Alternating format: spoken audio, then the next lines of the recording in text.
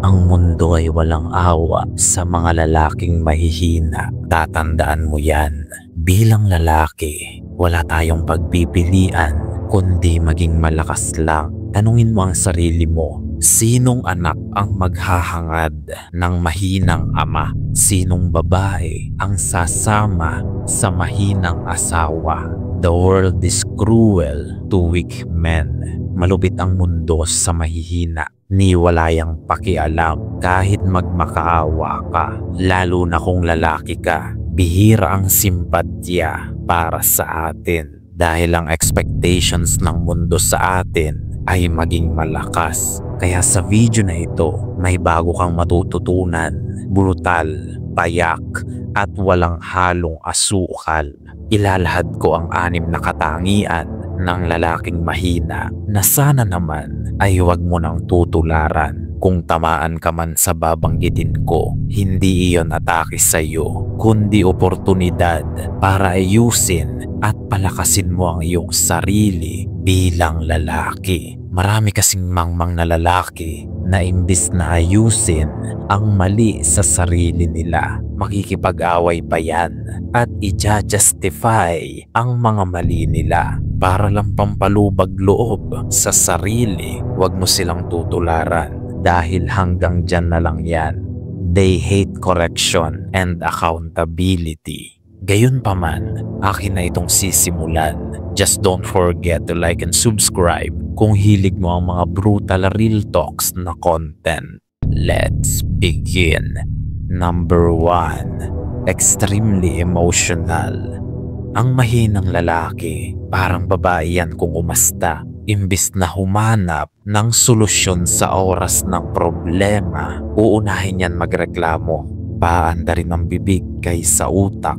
Uunahin ang emosyon at magdadrama sa kalagayan niya. Typical ang ganyang behavior sa mahihinang lalaki dahil napaka-emotional nila. Mas emotional pa sila sa mga babae. Bano pa sila sa salitang stoic. Hindi nila alam yan. Kaya kapag nakakita ka ng lalaki na inuunang paandarin ang bibig kaysa utak, huwag mo nang tutularan yan. Isa yang kahihiyan. Sensitibo rin sila sa kritisismo. Ayaw nilang itinatama sila. Ayaw nilang pinupuna sila dahil mas nagmumukha silang mahina niyan at ayaw nila yon. Kaya maraming lalaki ang iyakang-iyakan sa channel na ito. Kasi ganyan sila, sensitibong mangmang, kaya walang natututunan. Inuunang pairalin ang marurupok nilang ego, kaya walang growth at development na nangyayari, mga iyaking mangmang. Number 2. Crumble under pressure. Masasabi mo na agad kapag mahina ang isang lalaki, hindi niyan kayang tumayo at manindigan para sa sarili niya. Natatakot yan sa sasabihin ng iba, kaya't sasang-ayon na lang yan sa sinasabi ng marami ni hindi niyan kayang panindigan ang binitawan niyang salita. Kapag inuusig na siya ng paligid niya, babaliktad yan at babalimbing sa karamihan. Ganyan ang ugali ng lalaking mahina. Walang paninindigan at kayang-kaya mong bilhin ang paniniwala. They cannot stand under pressure at sa oras na mahirapan sila, hahanap yan ng butas palabas para lang takasan ang kabobohan nila. Kaya't mahirap din pagkatiwalaan ang ganyang lalaki. Never trust a weak man. Ilalaglag ka lang ng ganyang lalaki. Number 3. People pleaser.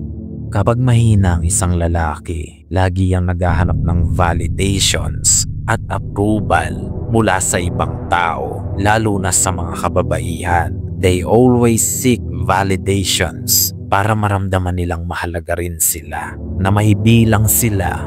Bakit? Hindi natin alam. Baka iniwan siya ng tatay niya o kulang sa atensyon ng mga magulang niya noong bata pa siya. Ano pa man ang dahilan, isa lang ang tiyak.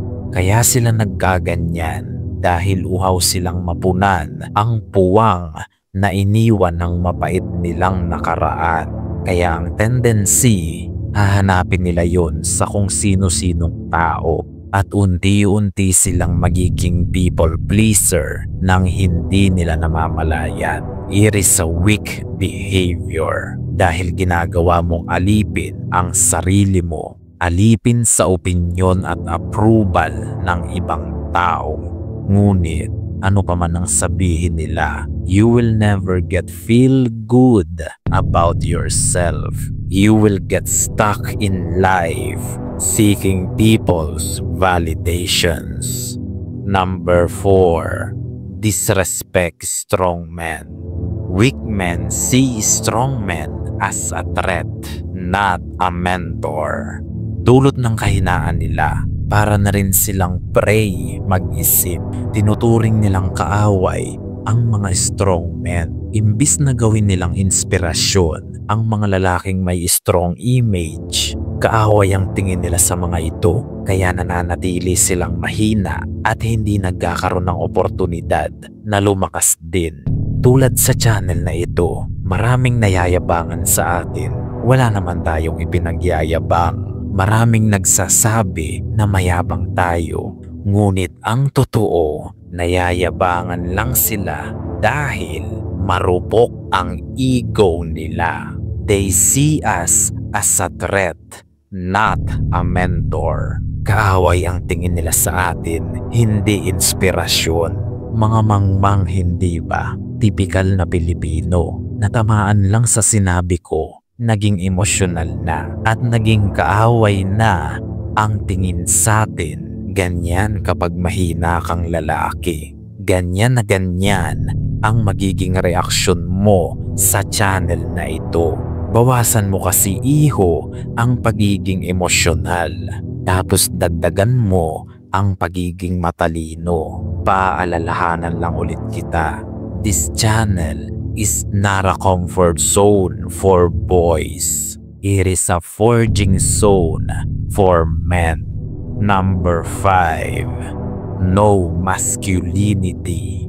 Napansin mo ba na unti-unti nang namamatay ang totoong masculinity sa panahon ngayon? Ni hindi na alam ng karamihan kung ano ba ang ibig sabihin ng true masculinity dahil sa mga inimbentong mga terminolohiyang misogynist at toxic masculinity para lang tuluyang ipitin at burahin ang totoong masculinity. Kaya tingnan mo ang karamihan ng mga kalalakihan ngayon.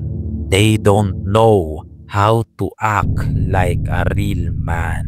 Dahil sa pag-usbong ng social media, lumambot ang mga kalalakihan. They adopt feminine behavior. Mas feminine pa silang umasta kaysa sa mga babae. Nakikipagchismisan, sumasayaw na parang mga clown, mga pabebe, mga nagiiyakan sa social media at nagpapakasad boy. Alalahanin mo ito, darating ang panahon na tuluyang malulusaw ang totoong masculinity. At tanging ang mga nakinig sa channel na ito at mga nagsabuhay ng aral ko, we are the free men who chose to reject modernity and embrace true masculinity. Number 6. Entitled Princess. Ito ang nakakaawa at nakakatawang realidad ng mga lalaking mahihina. They believe the world owes them everything. Akala nila deserve nila lahat ng magagandang bagay sa mundo. Akala nila baby ang turing sa kanila ng mundo. Akala nila na sa oras na gustuhin nila ang isang bagay, ibibigay agad ito ng mundo sa kanila. Mga feeling entitled, diba? Ganyan ang mentalidad ng lalaking mahina. Gusto nila spoon feeding lahat. Gusto nila isusubo lahat sa kanila. Dahil akala nila ganyan ang mundo. Kahit sa channel na ito, ipinaliwanag ko na ang gusto, hihimay-himayin pa at isusubo sa kanila. Tinamad ng gumamit ng utak, mga nakakaawa at nakakadiring nila lang. Kung ngayon may nagsusubo pa sa'yo Darating ang panahon na gagamitin mo na yung mga kamay mo at pakakainin ang sarili mo. Kaya ngayon pa lang, mag-isip ka na. Dahil lalaki ka, hindi ka prinsesa. Walang darating para isalba ka sa buhay. As a man, no one will come to save you. Tandaan mo yan. Learn or perish. Be strong or get left behind. Gayunpaman, marami nga ang makakapakinig, ngunit iilan lang ang makakaunawa hanggang sa muli nating pagkikita.